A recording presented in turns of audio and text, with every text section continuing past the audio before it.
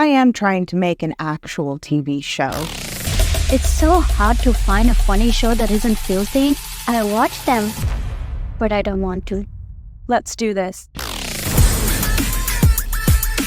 Fire, like lots of fire. So dedicated. So cool. Where's it go from there, you know? Oh, have I got your attention now? This is bigger than you can handle. You got any plans for tonight? But what are you waiting for? Let's go. Cool? Absolutely!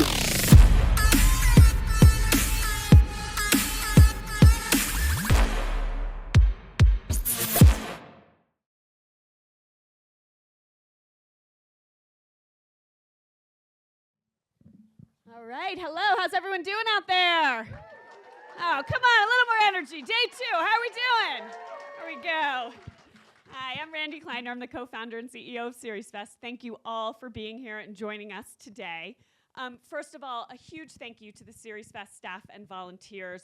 They're amazing. We're a small but mighty team doing so much work, so a huge shout out and thank you to the SeriesFest team.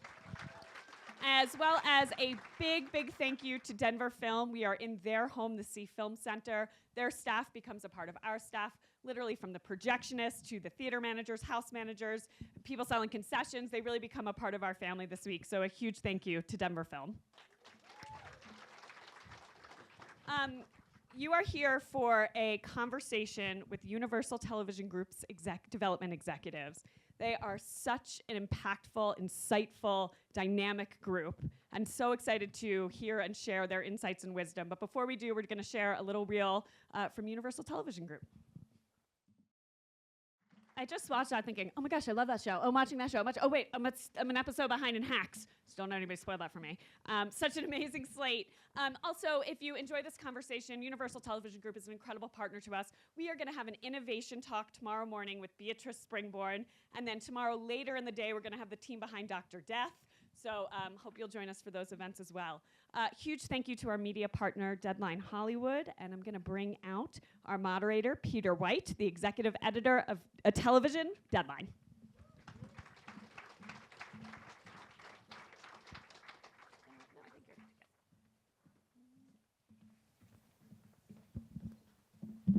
Hello.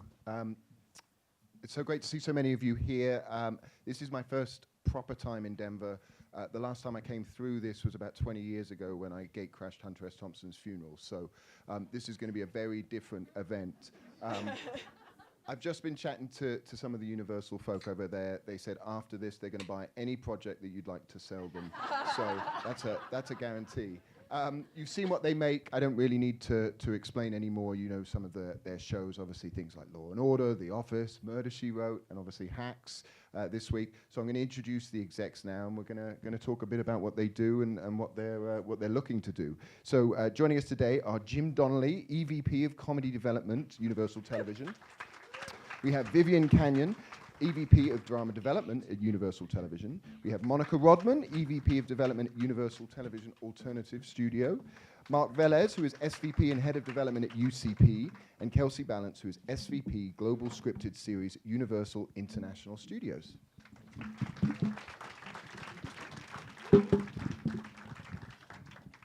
Well, thank you for joining us.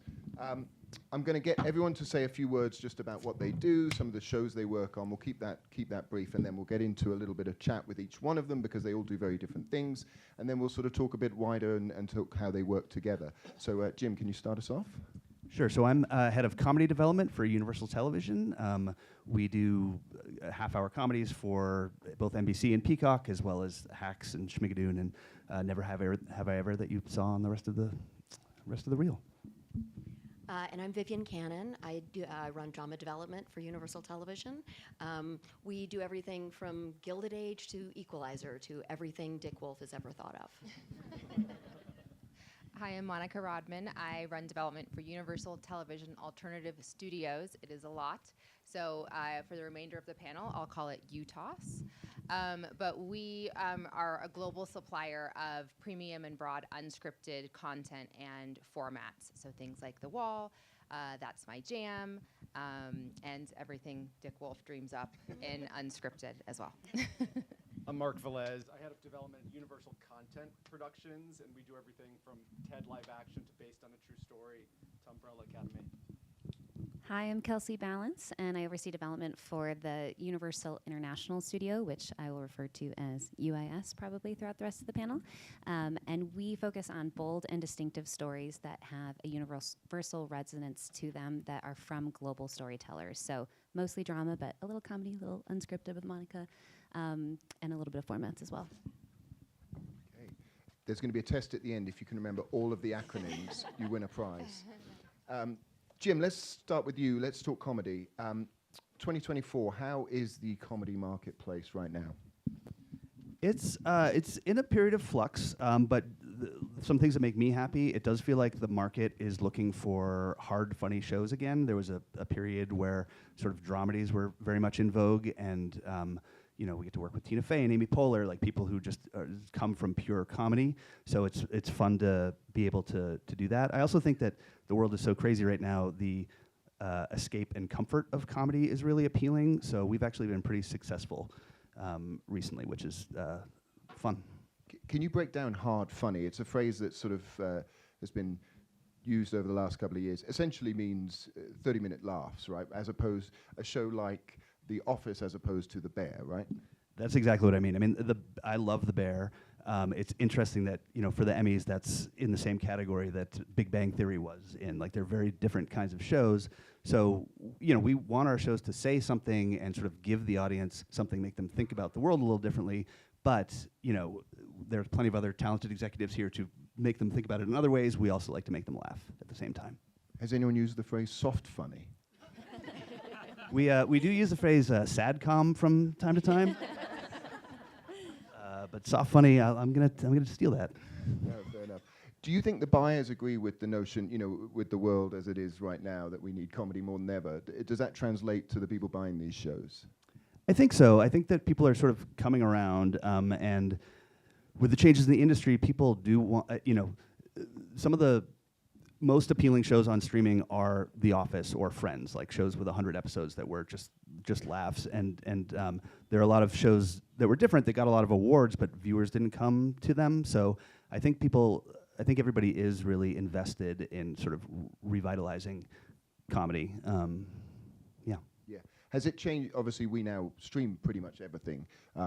The linear broadcast networks are making fewer and fewer shows. This is evidenced, right now the pilot season is not really a season anymore. Can you talk about in the difference between making a show for streaming versus broadcast? Is there any difference for you if it's, let's use an example of a hard, funny show? There are differences. It's a little bit of a pendulum that swings back and forth. I think people tend to think that streaming shows should be serialized. It's almost like a movie in 10 acts versus like 10 episodic resetting episodes of Friends or The Office. But I think, every year or two, they sort of change their minds about what they want. So we actually don't really approach it by asking what people want. Most of the shows that I'm most proud of, including Hacks, that was not on anybody's list of what sort of shows they wanted. So I think what's important is having something to say, not trying to repeat something that's already out in the market or that viewers are. You can't be the third or fourth best version of whatever show you're trying to do right now. There's just too much out there, so you really need to find your own lane and kind of knock it out of the park. This has had a slight impact on writers, right? We saw the strikes last year. Are there fewer opportunities for writers to essentially pitch comedies nowadays, now that streaming has sort of essentially replaced those big broadcast writers' rooms? I don't think so. Certainly not in the long run. I mean, we are in a bit of a correction period right now. I think things will get back to, and are getting back to, a sense of normal. But the last 5 or 6 years were not normal in the history of television. Like, it was kind of insane. So I think there are always going to be opportunities for talented people. There's lots of work to do. So there are opportunities for sure. You mentioned the likes of Tina Fey and Amy Poehler, Mike Shaw. Other than obviously being very funny people, is there anything that connects them in terms of the types of people that you like to work with? I mean, for me personally, I like working with collaborative, nice people. The job is too hard otherwise, so that's a really big thing. You have to be very, very talented to be a jerk and make it in this business. So they, they know what they do best. They listen. They speak their minds when they need to. So they're all fantastic partners that I feel lucky to work with. Let's talk about some of their shows. You've got a couple of projects coming up with both Tina and Mike. Tina's doing the 4 Seasons. Yep. And Mike's doing a Ted Danson show that was based on this European documentary, The Mole Agent. Can you just sort of explain how those series are the types of things that, what was it about those that thought, yeah, we want to do this? Absolutely. So both of those shows are on Netflix. We're really happy to have them as a partner on those shows. 4 Seasons was an Alan Alda movie from 1979. It's a bunch of couples who go on vacation quarterly, and it's sort of the stories of how their lives evolve through those vacations. That happened to be Tina Fey's favorite movie when she was growing up. I had not seen it, but I did see it, and I liked it. But we also cast Steve Carell in that show. We've got some other casting coming up, but it's a slightly different tone for her, where she is always hard funny. Shows like Girls 5 Eva or 30 Rock has a sort of like heightened sensibility. This is a little bit more realistic, but still with those hard jokes. So I'm really excited about how that one's going to turn out. And then the Ted Danson one is not a sadcom, but it is. He is a man who lost his wife, retired, gets a job basically as a PI. Going undercover at an old folks home, like an assisted living facility, and sort of gets embroiled in all the social craziness there as he's trying to figure out some crime. So that show I'm excited about because it will make you laugh and cry and call your grandma. Both of those shows are based on IP, right?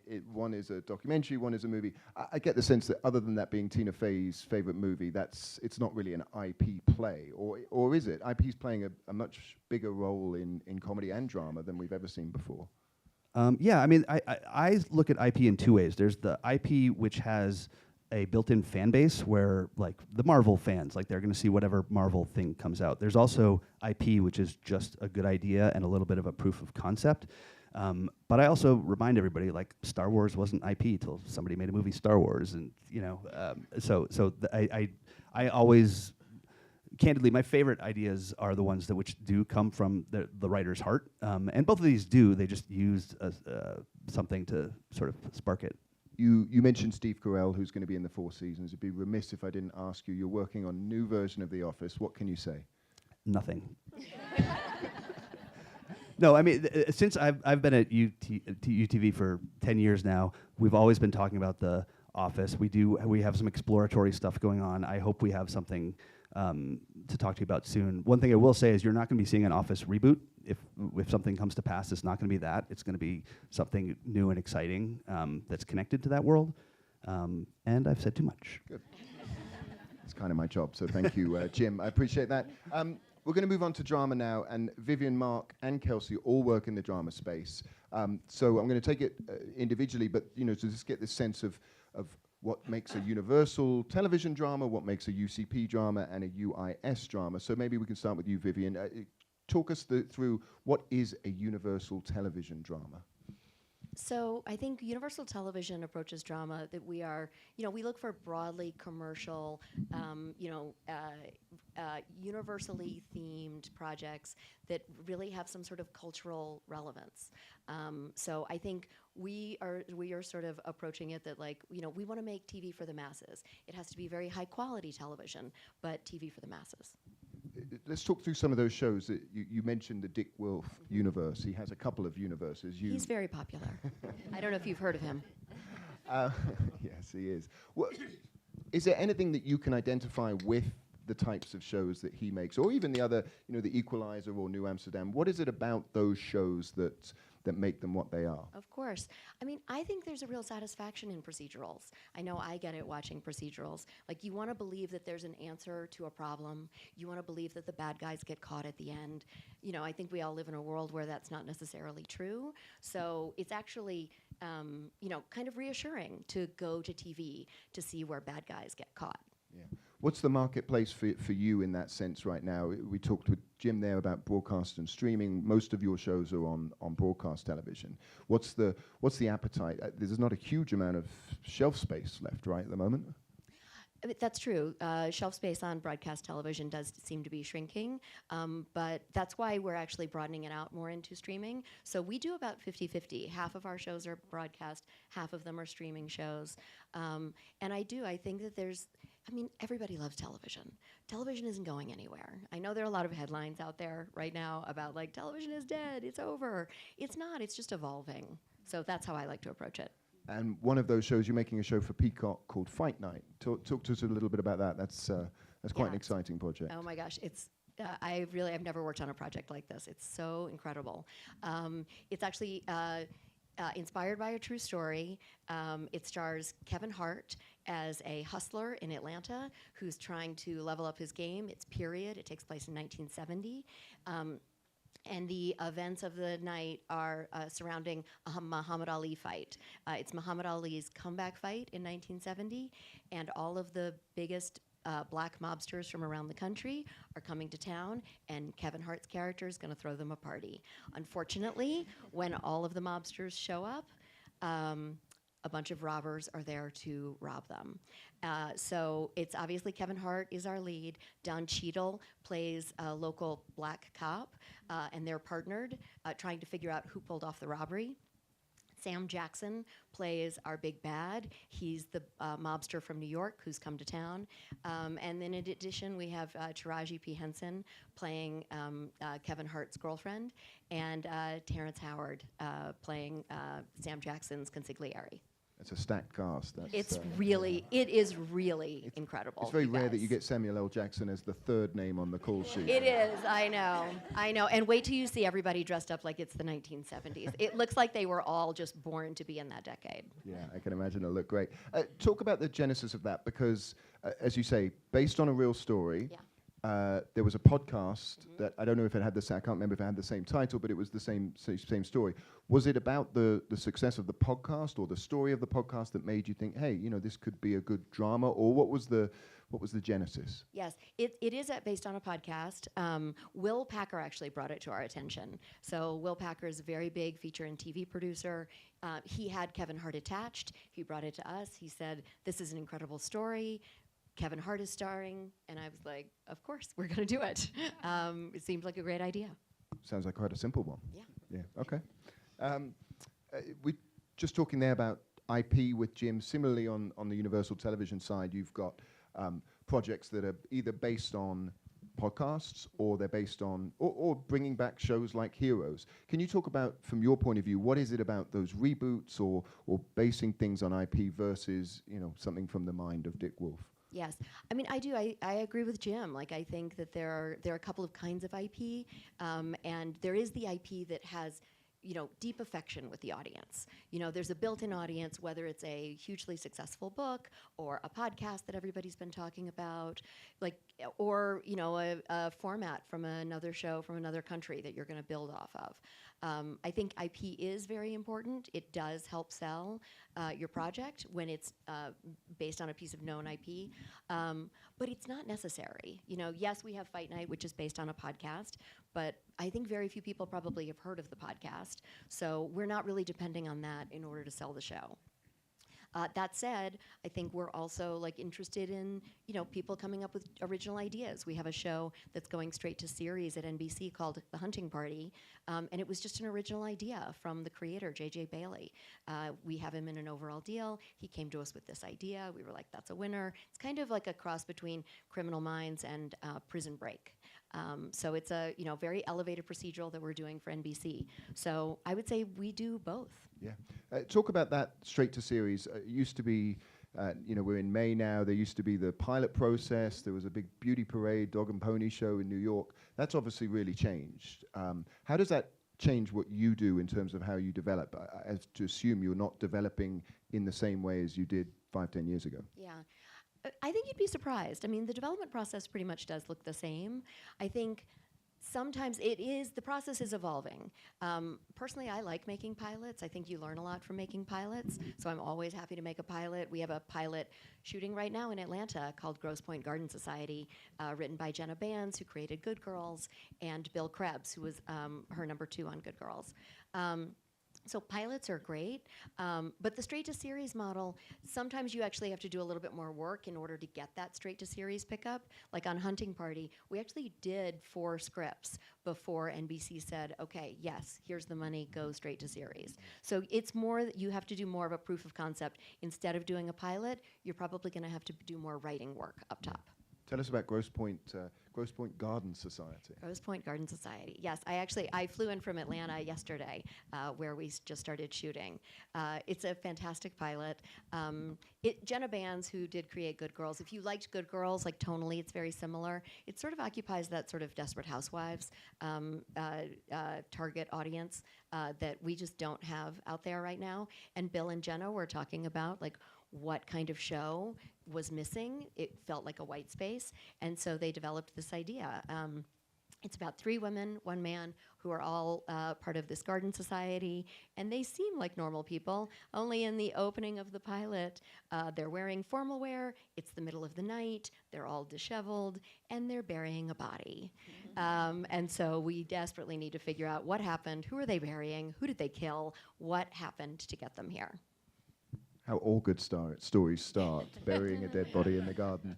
Are you confident? You feeling confident that I it'll feel get very picked up? confident about that one, yes. Good. A lot of the stuff you make goes to NBC, the broadcast network, as well as Peacock, but you also make for other networks and streamers, such as Amazon's We Were Liars. Can you talk about the differences there to give us a little bit of an idea of that show as well? Sure. Well, We Were Liars is based on IP. It is based on a best-selling YA novel by Emily Lockhart. Julie Plec is adapting that one. We start shooting in Nova Scotia in a couple of weeks. But yeah, it's a YA, like first love kind of story, but with a very dark sort of underbelly. There's a mysterious story that's happened in the past, and our lead character can't put all the pieces together. She was there, but her brain has blocked it out, so she's trying to figure out what's happened in her past and why her life has unraveled the way that it has. But yeah, I mean, honestly, working with Amazon has been great. They're incredible partners, and we feel very lucky. Like, we're thrilled that they wanted to make this show. You mentioned being, Jenna and Bill and Julie. These are all people that have overall deals or first look deals with the company. Kevin Williamson was a recent name. What is it that you look for in a person that means, we're going to sign an overall deal, we're going to sign a first look deal, as opposed to them just coming and pitching, their projects that they have at the time? Of course. I mean, I think the first thing we look for with somebody, if we're going to make an overall deal, is a track record. Can they get their shows on the air? It's somebody with a voice, somebody with something to say, and an ability to execute on the page. And I think that's really, what it comes back to. I think somebody like Kevin Williamson, I feel so lucky every day to be able to call Kevin Williamson, and he knows my name. It's kind of amazing. But he created Dawson's Creek and created the Scream franchise. Like, this is a guy who knows what he is doing, and he's just an incredible partner. Yeah. What's your favorite scary movie? Oh gosh. Sorry, I'm joking. I mean, I have to say Scream. That was a line from Scream. I apologize. Much like I asked Jim about The Office, I'll ask you about Dick Wolf. Can you spill the beans on what else Dick is working on? Can you tell us all about the future projects that he's got in the hopper with you? I don't know that I have any beans to spill, but I will say Dick is the hardest working person you've ever met. Like, you would think somebody who's created as many shows as he has, that he would be resting on his laurels. Absolutely not. That is just not who he is. It's not who in his DNA. So, and honestly, I mean, we do the FBI shows for CBS. He has 3 entire nights of television on his own. It's incredible. I think he'd like a 4th as well, wouldn't he? He sure does. He wants them all. Yeah, no, fair. Marc, talk about UCP in the same way that Vivian's there. What differentiates you versus Universal Television? What's a UCP drama? I would say we kind of have 3 buckets that we're known for. It's a rip from the headlines, true crime, so you saw Gaslit or based on a true story, and then kind of those blue sky, character-driven procedurals, so obviously Suits. And then the other bucket is really elevating or inverting genre. So even we do, I would say, 80% drama, 20% comedy, and one of our big comedy deals is Seth MacFarlane. So we did Ted, but that was really Seth's vision for inverting the family sitcom in a cool way, and Sam Esmail doing Mr. Robot. So we kind of, or Battlestar Galactica, it's really how do we take kind of a genre and invert it in a fresh way. Yeah, okay. You mentioned Suits. Let's talk about the original suits for the moment. It's the gift that keeps on giving, right? 100%. Yes. No one would expect that show to have been the biggest hit of the summer. Yeah, and it kind of goes to Jim's point about kind of new audiences finding it in streaming. Mhm. So I have a niece who definitely was not born when Suits was first premiered and just is obsessed with it and loves it. And so it's a great way for new audiences to connect and build the franchise out. Yeah. What is it about a show like that? You know, obviously you're trying to find the next Suits and the Suits after that, but is there something that you've identified in the way it's told, the way story's told, or the casting, or something? Is there something that you can sort of go, that's why this show popped so many years after it originally aired? Yeah, it's interesting because my 12-year-old niece and my 8-year-old father love it, so which are on opposite sides of the spectrum. I would say the blue sky element. I think right now, you know, when the world is in turmoil, finding things that are uplifting, positive, easily digestible, and fun, I think is a great opportunity. Yeah. Talk about blue sky. That was a phrase that we used, I guess this is about 10 years ago now, right? That and it was a very particular type of show. USA Network, they were sort of, how do you describe a blue sky show? I'd say things that aren't super heavy or dark or brooding, but have some optimism and lightness to them. Mm-hmm. Are you trying to bring that back? Are the networks asking you to bring that back? Or is there you just get a sense out there that this is kind of the time for it? I think it depends. Certain platforms definitely want things that aren't too dark right now, but it just depends on the creator that we hear the pitch from. Yeah. So. And you're making a new Suits, or Suits LA. What can you tell us about that? I can say it's similar tone, and it's about this federal prosecutor who moves to LA and changes his life representing celebrities and white-collar criminals. But we'll have the exact same tone, the same fashion, the same look, and it's from the same creator, and kind of in a great way builds on the franchise.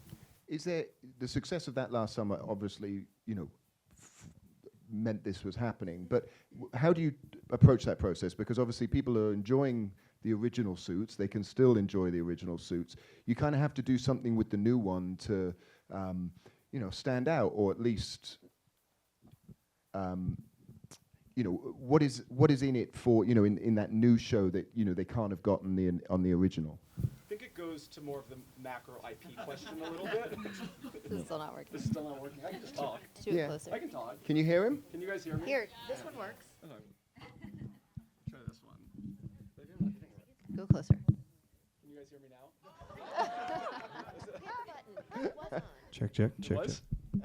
Okay, there we go. What are you doing to the microphones, Marc? Are you pressing You've got some anti-microphone technology there. Don't hold it. Don't hold it. You keep turning it off. That's Oh, what I you're keep doing. turning it off. See if is it green? No. Is it green? Okay, now press it on. There we go. We're good. All right. Give him a round of applause. I know. Thank you. Can you repeat that question? What was the question? On the microphone. I've got no idea. We were talking about. I was asking about Suits LA. Given that the original is still streaming, it's obviously incredibly popular. There's a bonus to that in the sense that there might be more Suits for the people that enjoyed it. But the other side of that is you could fuck this up, and I guess that's part of the challenge, right? Yeah, and I think it goes to like that big IP. Like we're also doing Battlestar Galactica, and I say like big IP that has a fan base. There's a blessing and a curse to it because there's a lot more scrutiny because you want to get it right so it doesn't affect the mothership. But if you get it right, there's so much more potential to build out an exciting franchise. So we look at that with really thoughtful, careful eyes to make sure that there's a reason and a purpose why we're spinning off a series or building out a franchise. Yeah. Talk about Battlestar Galactica. The Suits, you can see exactly why someone wants a reboot. What's the case for Battlestar Galactica? I mean, it's a huge property, but why now? Two things, like I'm a massive fan of the Ron Moore version. I rewatched the whole like DVD box set during COVID, and so it's been an honor to work on it. I will say for that, it really came from Derek Simons, who we have a deal with, who created The Sinner for us, and he had an authentic way in that really kind of resonated with us and told us this is the reason why this should be kind of reimagined. So at the end of the day, it really should be coming from that creator versus kind of a business reason. Yeah, someone's got an idea that. Is a project like Battlestar Galactica more complicated than a project like Suits LA? I think they're different. They're like different children with different problems and successes. I think Battlestar, because it's so massive and the production will be so massive and it's kind of, and there's a lot of VFX, you just have to plan for a couple years in advance. Yeah, no, that's fair. you guys do a lot of limited series. Just a couple of we had Gaslit up there. Apples Never Fall. We're hearing a lot about the sort of end of the limited series or the end of the miniseries because they're a little bit trickier for networks, right? In success, there's not much you can do with them. Where do you see that limited series or the mini-series going, in 2024? Yeah, I think there still are limited. Shogun was a limited, and I think we just have to be more strategic with our limited. So ideally, limiteds are great if you can get big talent attached because big movie star actors probably only want to do one season. So just packaging those limited up, being more strategic because buyers still want them, but they have to feel like an undeniable package. They have to sort of feel bigger on their own. They have to... Yeah, like epic, eventized in that way, or a big piece of IP. Yeah.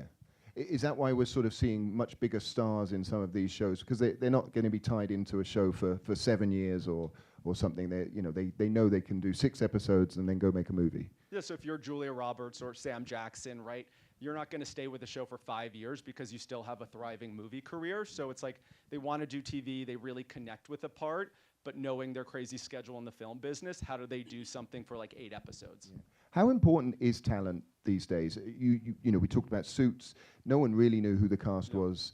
Now we have a member of the British royal family in that show. But similarly, Mad Men is a great example. None of those people were very famous, and they became famous. We're seeing a lot of movie stars in television these days. How important is that to have that sort of big name? I can go back and forth in that. I think at the end of the day, it has to be the voice and the writer has to be strong on the page. And then you can try to package it up, but at the end of the day, if it's not on the page, it's just not going to work, and buyers are going to see that. Yeah. You mentioned IP, Battlestar. You're also doing a new version of Cape Fear. Yes. What is that again from the mind of a creator? Thought, okay, yeah, we can tackle this again. I'm thinking what I can say. I can say this. Nick Antosca, who did the act for us, the Patricia Arquette Hulu Limited, had a really amazing connection to it and a really imaginative way into it. And I think at the end of the day, I think the creator has to lead a reimagining of a big piece of IP. Yeah, okay. Kelsey, similar question to Marc to begin with. UIS. Talk us, what is a UIS drama compared to a UCP drama and a Universal Television drama? Okay. I couldn't do this as a joke. Yeah, so what's fun is that there are a lot of similarities. I think we all approach storytelling in the same way of just finding great voices, finding great IP, what do we think is a great show. But the starting point for us is slightly different in that we are starting from the international market. So we're looking at either international talent or IP that's based internationally, and then figuring out how can we develop, package, finance the show in a way that it can really be a global show. And sometimes that's starting with an international buyer like the BBC and then bringing it into the US as a co-pro.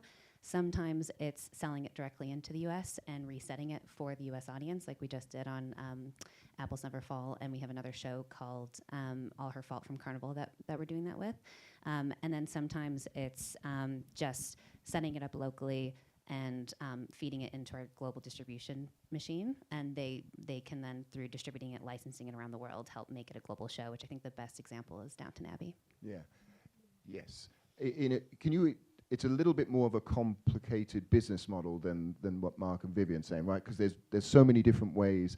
Now, are you as creator forward as they are, or is it you are, but it's just done in a different way, as you say there, whether it's coming out of the UK or Canada or Australia? Yep. I think always it starts with, as everyone's been saying, kind of either if we get a script, is there a really compelling story on the page or talent that has something they really want to say that is authentic and speaking to something that feels very human, and that authenticity is what will make it a global show. But what's exciting is that we just have more paths to say yes to the project or get the project financed. So we will often start with selling it to the global streamers first and see if we can get a cost-plus show. And if that doesn't work, then we can go and figure out how to, it's really more indie film financing in that way. How can we then go piece together the financing internationally? So it's really fun because we can try many different routes to get the show made. And in the majority of cases, these are creators from other parts of the world. Yep. Are you just constantly always on a plane looking for the next next big thing? yes. But lots of airline miles and lots of great restaurant recommendations if anyone's traveling anywhere.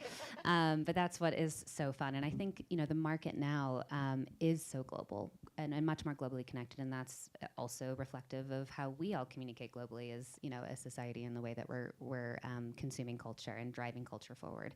So I think what's fun is that, any TV show from anywhere, if it lands on a global streamer like Netflix, it becomes a global show, even if it was, Money Heist that started in Spain and was really meant to be just for a Spanish audience and then became this global phenomenon. Streaming seems to be the reason that this has become possible, right? The international TV world out before was, if a show was successful in Sweden or Australia, America would remake it. But nowadays that's not really the case, or doesn't need to be the case anymore. It's just the sort of idea that you can find a creator somewhere else, whether it's English speaking or not, and then it can land in the US on a Netflix or on NBC or something. It sort of feels like Downton Abbey was, I know it's a very British show, but that seemed to introduce this idea, and Squid Game is probably the most recent example of a huge show like that. Is that how you look at it? Absolutely. I think what's exciting about Downton is that as a company, as NBC Universal, we have Peacock as a streamer, we have NBC, we have USA, we have all these incredible channels that we all here combined produce great programming for, and those shows do travel globally through this more traditional distribution model, and we can feed the other shows that we're getting from international, like a Downton, into that same model and still allow it to have the same success as a global show. But to your point, the global streamers being able to launch a show day and date in however many territories there are now at one time allows that show to have a bigger cultural impact quicker. But I think what's really interesting about the market today, especially in the US, is that even US buyers now are coming to us and saying, we need help financing.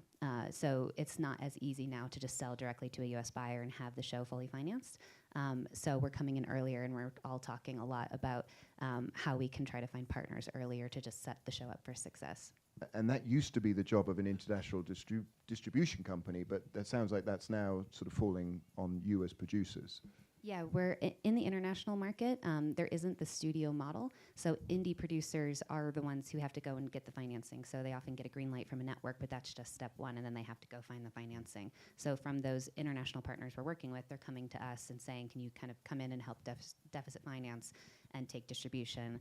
And so we do that as one part of our job, but then we're also, as you say, doing the more traditional path of just being able to sell and then feed into our machine. Let's talk about some of the people that you're working with in some of the shows. We saw it up there. One of my favorites is a show called We Are Lady Parts, Nida Manzoor. Talk to us, use that as an example. How did you get involved in that, and why does a show about some British Muslim punks work outside of a very small country? I'm so glad you asked, because that's we can't pick favorites, but it's one of my favorites. So that one is a really great example of incredible writer-director in Nida Manzoor. She also, her and her family do all the music, which is really fun. And that was pitched to Working Title, one of our companies. So while my colleagues here have a lot of overall deals with specific talent, we have deals with really these indie production companies. So Carnival being one that did Downton Abbey, Working Title doing Lady Parts, David Heyman, who produces Barbie and Wonka and Marriage Story. We have a partnership with him on the TV side. He did Apples Never Fall. And so oftentimes creators will start with them as our kind of creative infrastructure on the ground in these territories. They'll help develop the idea and then bring us in. Sometimes it's early as a pitch stage. Sometimes it's when there's already a script developed. For this one specifically, Channel 4 had greenlit doing a pilot for it. And so they brought it to us at the pilot stage and said, how can we try to get financing for this? And we had a lot of people saying, like, this is too challenging, this isn't gonna work, this feels very specific, how is this gonna work broadly? But watching it, I had the same reaction of it just felt so distinctive. so universal ultimately in the themes it was exploring in terms of female friendship and coming of age and romance and just feel good storytelling, but also had something it really wanted to say and was being told from a completely new perspective that we hadn't seen on television before, and was really brave and bold in what NIDA was trying to explore. And so we brought it into the US and actually had a huge bidding war in terms of someone coming on as a co-production partner, and Peacock ultimately landed it, which was extra exciting for us. It could be an internal title. So season 2, we actually just released the trailer today. If you want to go check it out, it is coming out May 30th. And there was actually a bit of a gap between season 1 and 2 because Nida went and produced her first feature film, Polite Society, which was a Sundance darling, and was also incredible. So she's grown a lot in this process, being able to work with her on these series and these films, and it's all been in-house, which is really exciting. Brits also don't feel the need to make TV in the same schedule as you guys. Exactly. It's much more relaxed. But to your point, a good show is a good show, right? We saw this with Fleabag, which is another incredibly local, very specific type of show. But if it's any good, people around the world will find it. I assume that's what you're working towards with a show like Lady Parts. Absolutely, and I think what's so exciting about seeing the success of Baby Reindeer on Netflix in the UK globally is, again, just that idea that original stories, very authored stories, there's still a hunger and a demand for them, and an amazing opportunity to still push culture forward and have a great resonance to them. So I think it still comes down to everything everyone has said in terms of it always starts just with who's the character, what's the journey, why do we emotionally connect with them, and what are they trying to say? How can we help tell that story in the most authentic way possible? And then how do we use our infrastructure to get the financing and the support to sell it and get it made in the way that sells ultimately best what the authenticity is. It's not quite as dark as Baby Reindeer, though. I'll be entirely honest. Anyone who's seen that. Fun Baby Reindeer fact, the pub is called the Hawley Arms, which is better known for where Amy Winehouse used to drink heavily before she died. So, little fact. If that ever comes up in a pub quiz, there you go. That's a very small show, and I don't mean there's no... but you also do things like Lockerbie. These are a couple of Day of the Jackal. These are on a much bigger scale. Can you talk to what is it about a show? Again, Lockerbie is a very specific British story, but a show that you're bringing over here, and similarly, Day of the Jackal is a little bit more of an international one. What connects all of those? Yeah, I think what has been incredibly exciting, because I've worked in international for a really long time, and again, I think part of this is reflective of how the industry has evolved and where it's moving, in that, just again, that idea that any TV can, really be a global story and have universal resonance. But what's exciting is that we're seeing buyers also respond to international ideas and talent in a way that, and investing in those shows at the same level as US shows. What's extra exciting is that we can have the same scope and scale, but we also can still leverage the international market to produce things in a most cost-efficient way, which again is a big thing that we're talking about a lot now. So Day the Jackal is a great example of, it's based on Universal IP, the movie, but also that was based on the original book by Frederick Forsyth. It's is something we've been developing with Carnival Pictures, who did Downton Abbey, and it's largely a European story. It's set in the UK and globetrots around Europe, but it's a geopolitical thriller that's a cat and mouse kind of game between an assassin and a spy who's trying to catch him before his next big kill. And it has Eddie Redmayne starring, and Lashana Litch co-starring with him, and also Ursula Cobero, who is Tokyo Money Heist. So it feels like organically a very international story, but it was something we were able to set up with Sky and Peacock as a co-pro, partly because of the AP, but partly because of the genre that it's in, that is this kind of geopolitical thriller that can work anywhere in any language. It's the sort of idea that you could make that show without calling it Day of the Jackal, but if you add that title to it, people have something to come to, right? They know what that is. It's about marketing to some extent. Exactly. There's pre-awareness already built in because of the title, but the hope is that because it is a bit of an older title, that will help bring us in a certain audience, but because it's just also an incredible thriller with really relevant cast that feels very... it's touching on issues that feel very relevant to today, that it also will speak to an audience that may not be as aware of the title. Yeah. you used to work at CISO, which is one of the most, if you don't know CISO, there's an incredible oral history of it. But did you learn anything? I mean, Flowers was a good example. That was an international co-pro of an incredibly wacky show starring Olivia Colman. Yep. Was there stuff that you learned there that, you know, now that you're making these big international co-pros became useful? Absolutely. I'm so excited you asked. And that's actually how Jim and I first met, because we were trying to work together on some comedies.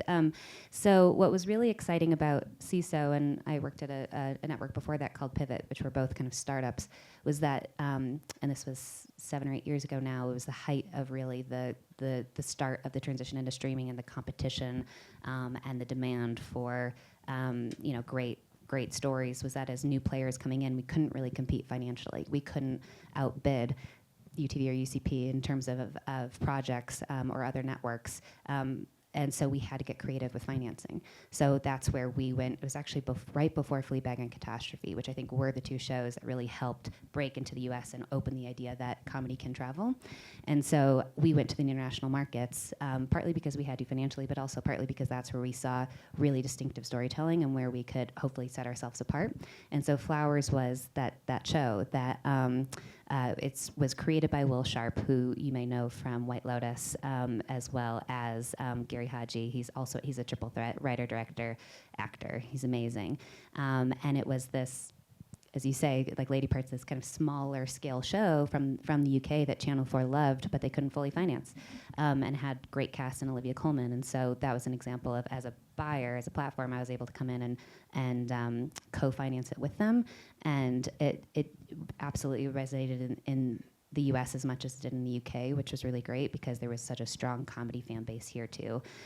So that is actually where I started in kind of my career, and why I ended up where I am here is because we had to, you know, solving a problem, find help financially, but also now we've seen that since then. There have been Fleabag, Catastrophe, you know, all these shows that have worked and have traveled.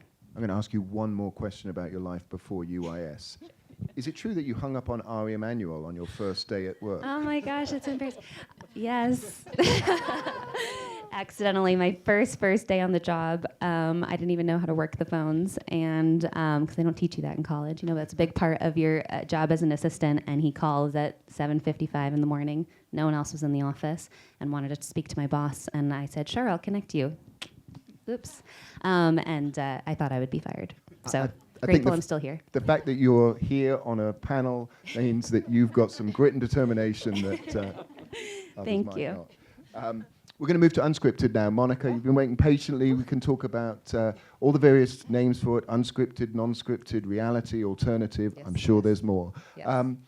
But give us an idea in terms of the types of projects that, you know, UTAS is behind things like The Wall, and That's My Jam. What do you look for in a non-scripted title, non-scripted project? Sure. I mean, I think, you know, originality, something that feels buzzy and that can cut through. Formats are always kind of the core of our business at UTAS. However, over the past few years, we've really launched into almost every genre. So we have big natural history shows coming, crime, docs, and really it's about something that feels in the moment that can sell. You know, I think there's a little bit of a shift in the unscripted marketplace in the sense of those big swings and kind of risky projects are fewer and far between. So for us, we really have to make sure that we're diversifying our slate as much as possible. So if we can't sell a really big show, we've got game shows, we've got crime shows, and a lot of the things that we look for too are in line with our first look and talent overall deals that we've talked about here. So we support all of their unscripted aspirations. So the Dick Wolfs, the Jordan Peels of the world, anything they want to do, we're there to support, and their aspirations can cover any genre. So it's not genre specific, it's more about the originality. Yeah, I want to get into the Jordan and Dick stuff. Yeah. Just on that, it's interesting what you say there, because I was going to ask you about the unscripted marketplace, you know, where it was right now. But actually, it's not quite as simple as that, is it? It's because there's certain types of very big, expensive shows. There's documentaries. So it's each different bit. Sometimes game shows are incredibly hot, right? Do you think we're in a period now where people are a little bit more cost conscious? They're looking for things that are slightly smaller. Is that where you're at? I don't know about smaller, but cost conscious. So, you know, a lot of buyers are looking to the international marketplace right now. They're looking for formats that are successful in other territories that they might be able to adapt here in the US. And part of that is IP. And part of that is that there are clever ways to kind of adjust the production model if you're taking something from the international market. So an example is Destination X, which I know you are familiar with, but last year we secured the rights to a very successful format out of Belgium called Destination X, and it's a kind of globe-trotting adventure series, but we were able to secure the rights for the UK and the US, so we're co-producing it for NBC in the US and the BBC in the UK. And because we were able to come together, there are all these efficiencies on the production model, so it made it possible for the NBC to buy it and for BBC to buy it. So there's 2 separate series based on the same format. And we're looking to replicate that in other territories because it's kind of the only way that you can get some of those bigger shows on the air these days. It's sort of the Traitors model, but in a slightly different form, right? It's a slightly different show. You mentioned documentaries there.